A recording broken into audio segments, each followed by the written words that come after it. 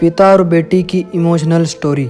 एक दिन एक लड़की ने अपने पिता से पूछा, पापा क्या आप कभी मेरी वजह से भी रोए हैं?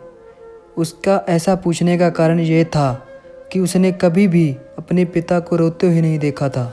इस सवाल के जवाब में पिता ने कहा, हाँ, एक बार ऐसा कुछ हुआ था जब तुम्हारी वजह से मैं रोया था।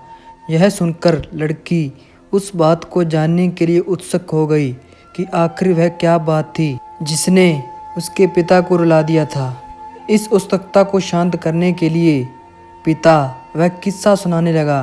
बात उस समय है जब तुम 4 माह की थी। एक दिन मैंने तुम्हारे सामने 3 चीज़ें रखी, एक पेन, एक सिक्का और एक खिलौना।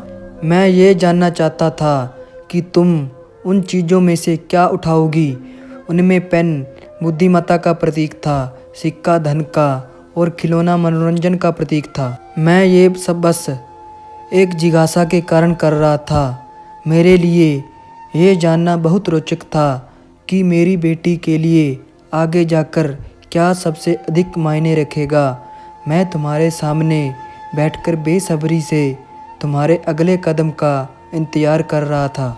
मैंने देखा कि कुछ देर बैठकर तुम उन चीज़ों को देखती रही, फिर घुटने के बल चलते हुए उनकी ओर बढ़ी।